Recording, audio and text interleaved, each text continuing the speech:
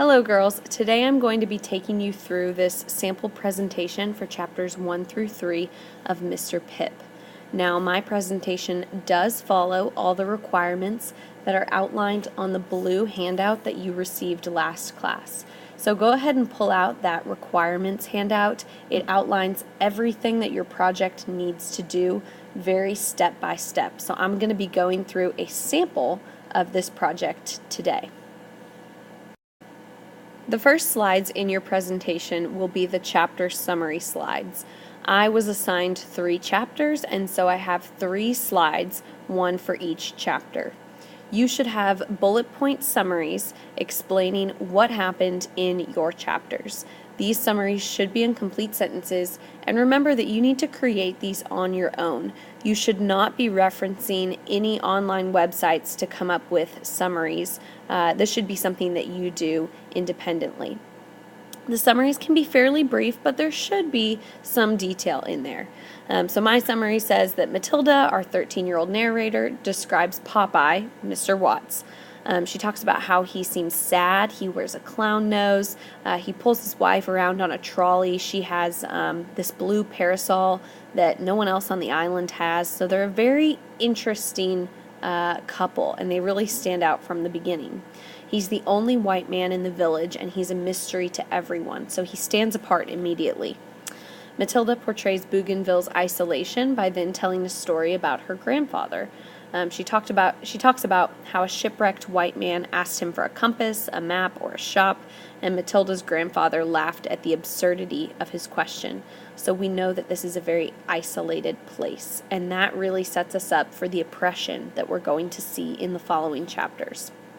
I also included some necessary background information on this slide. This is something you should do if there's information in your chapters that needs to be clarified a little bit. So I've said that Bougainville is an island near Papua New Guinea and Australia, and that would be important for everyone in the class to know if I were presenting these chapters. Chapter 2, same thing. I have my summary. Matilda begins chapter 2 by saying, "What I am about to tell results, I think, from our ignorance of the outside world." So I've included a quotation because I felt like this was such an important quotation that I really wanted to make sure everyone in the class noted in their book. So you're welcome to do that. You can include quotations as you deem necessary. Then in this chapter, Matilda explains that her mom is not educated and she never likes to be made a fool, so her mother has some pride, and her mother also does not know how old she is. Matilda's father left 2 years earlier to work on a mine on another island, and we know that this is probably a copper mine. Her father increases the sense of isolation by telling Matilda how small the island appeared from a plane. The family is supposed to reunite eventually, but the Civil War broke out before they were able to do so. And so that Civil War, of course, is between the Redskins from Papua New Guinea and the rebels from Bougainville. And so the Redskins have surrounded this island and the rebels are fighting back. Bougainville is totally isolated and cut off from the world, and the village school shuts down shortly after this Civil War breaks out. Finally, Chapter 3. In December 1991, Popeye volunteers to run the school after the teachers all leave the island when the Civil War breaks out. There are about 20 children, ages 7 to 15, who show up on that first day of school. They clean this totally just disastrous classroom and they make it presentable. And Mr. Watts tells them something very interesting. He says that they will meet Mr. Dickens the following day. And everyone is, very curious about this. They think that Mr. Dickens is a white man and they're eager to meet this mysterious character. However, the next day, Mr. Watts reads aloud from Great Expectations by Charles Dickens. He says that they will get to know Mr. Dickens as they read the novel.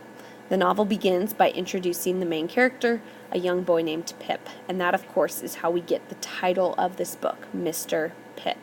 Pip is a character in a book that the children are reading. After your summary slides, you're then going to go into the second part of the project, which is your passage analysis. Now, this will take quite a bit of time. This is one of the more in-depth, more analytical, and difficult aspects of the project. So definitely make sure that you collaborate on this piece. Don't just assign it to one person and make them do the whole thing. It's definitely a part of the project where you'll need to work together a little bit. So my particular passage that I've chosen is on chapter 2. It's the second full paragraph on page 9, so go ahead and turn in your books to that page so you can make some annotations while I'm speaking. When you present your project, you should also ask the class to turn in their books to follow along with you. That's a great thing for the class to do. And you're welcome to call on them a little bit during this presentation. You could ask them to read the passage for you, or you could ask them if they can explain the context before you actually tell them what the context is. So before I read the passage, I have to present the context. So in this passage, Matilda is describing the nature of communication during wartime. This passage is located after the reader learns of the isolation of the island. Matilda and her mother have just received her father's postcard and are planning to leave the island. However, the war begins and a blockade stops them from leaving the island. Shortly after this passage, the teachers leave on the last boat and the village school shuts down. Remember that in your context, you have to explain what happens before, during, and after your passage. Those three things are really key to fully explaining the context. Next, I have a slide with my passage and my literary devices.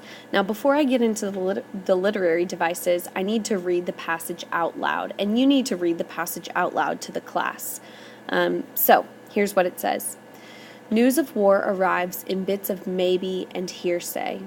Rumor is its mistress. Rumor, which you can choose to believe or ignore. We heard that no one could get in or out. We didn't know what to make of that, because how could you seal off a country? What would you tie it up in or wrap around it? We didn't know what to believe. Then the Redskin soldiers arrive, and we learned about the blockade. So, for this particular passage, I have chosen 2 literary devices to analyze, and that's what you need to do in your presentation. So, the first literary device that I have selected is speculative diction. So diction, that's my first device, and if you have diction, you need to give it a name. So maybe it's positive diction, or negative diction, or hopeful diction, or dreary diction. Mine is speculative, and speculative just means sort of questioning or wondering. So here I've explained that. Jones describes the news of war using words like maybe, hearsay, rumor, and didn't know. Those are all sort of speculative, maybe doubtful words. The effect of that is that these speculative diction choices are associated with uncertainty. So I'm talking about the associations. You could also talk about the connotations. This conveys Matilda's innocent and naive tone as she struggles to understand the confusion and isolation of war. So I start talking about tone, associations, connotations in the effect. And then finally, the WTP. Well, what's the point? Why does this matter? What's Jones trying to do? Jones conveys the confusion and isolation of war, suggesting that Matilda's childlike innocence will be strained and perhaps even destroyed by the atrocities of war. Now I'm going on to my next slide, and this is where I explain my second literary device. Remember that you have to have 2. The second one is a metaphor, and you see that I've highlighted it in the passage. I recommend that you do that. You can go to Notability and highlight the passage there and then copy it into your presentation. You can maybe make the words you've chosen a different color in your passage, whatever you want to do. So my metaphor is rumor is its mistress, and so I've explained that. I said Jones refers to rumor as the mistress of war. That's a metaphor.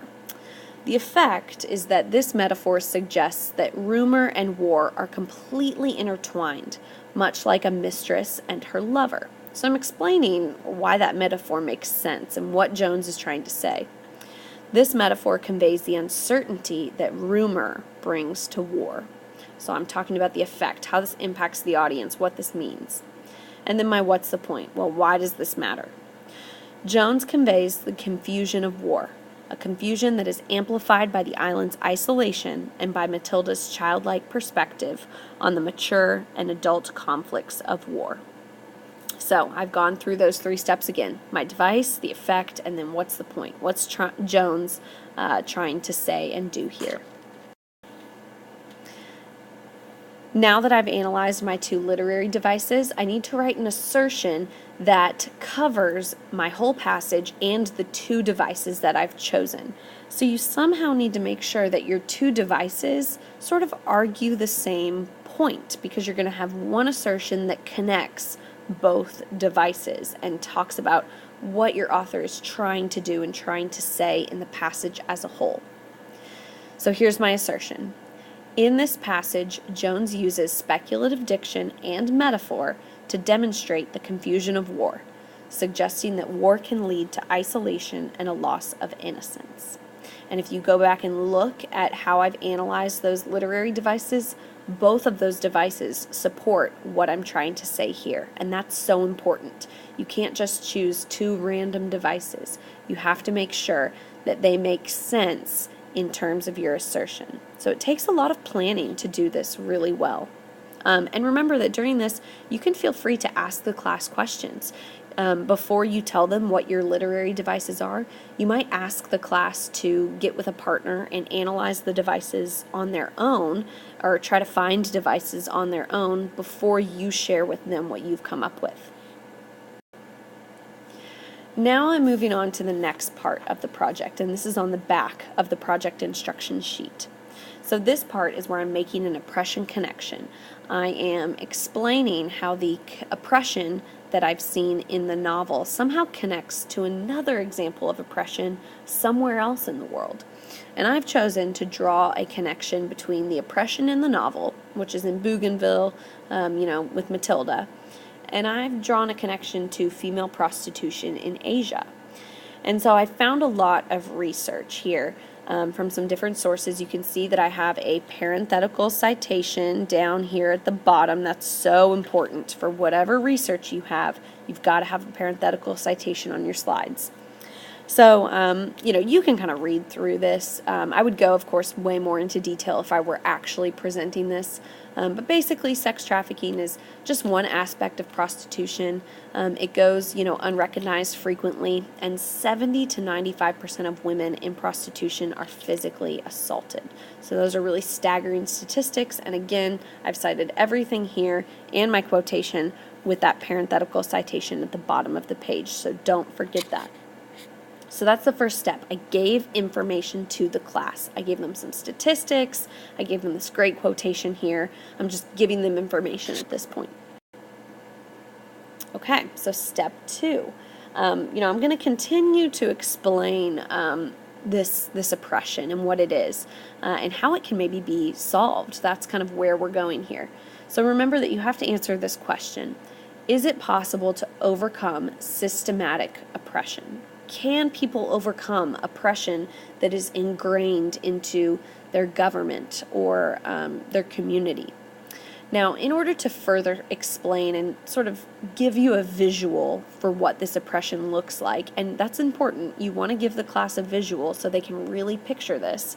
I would normally show a clip from the Half the Sky movement, which is basically a movement that aims to solve a lot of this oppression, this female inequality and poverty and prostitution, to solve it, or at least remedy it a little bit, by giving girls education and allowing them to use education as a tool to overcome this sex trafficking and this prostitution and this poverty and inequality.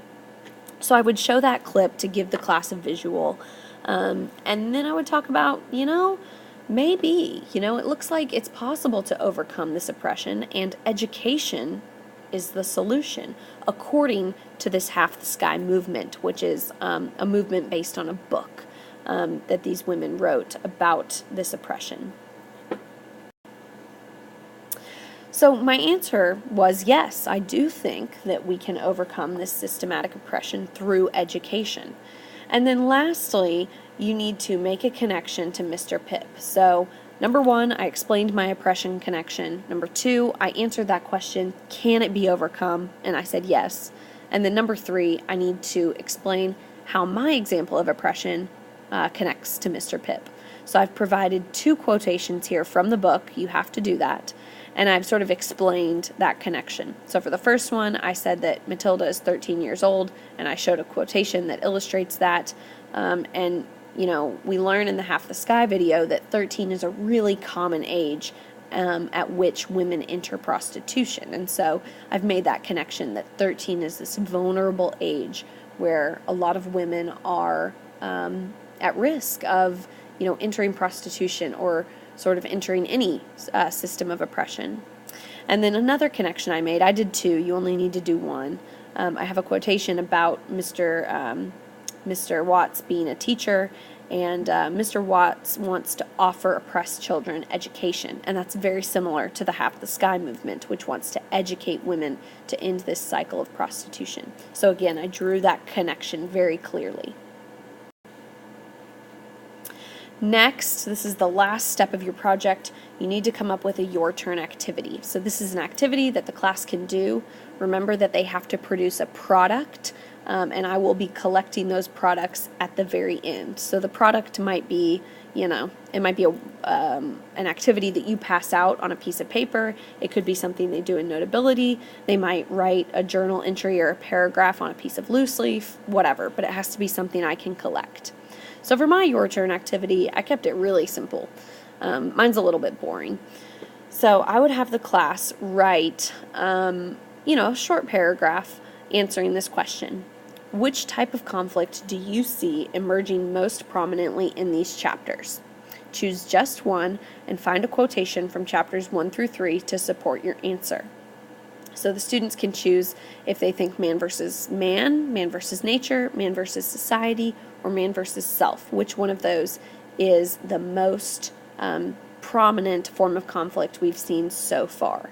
That draws on some things we've learned about in class. We learned about different types of conflict. So I'm trying to get the students to think critically and to dig a little bit deeper in these chapters. So they would write a quick response, about 6 sentences in Notability, and then they would draw a picture to represent that conflict. And then I might have a few students share what they've written. That's something that you're welcome to do. After students complete the your turn activity, which could take, anywhere from 5 to 15 minutes, then you need your works cited page. That's the final piece of your project. So I've got 3 sources. One of them down here is Mr. Pip. So make sure that you have that one. It's so important. Don't forget that. And then I have one for the Half the Sky movement, and then another one for the YouTube video that I showed. If you show a video, you have to cite it, and you can go to the Purdue OWL to figure out how to cite that.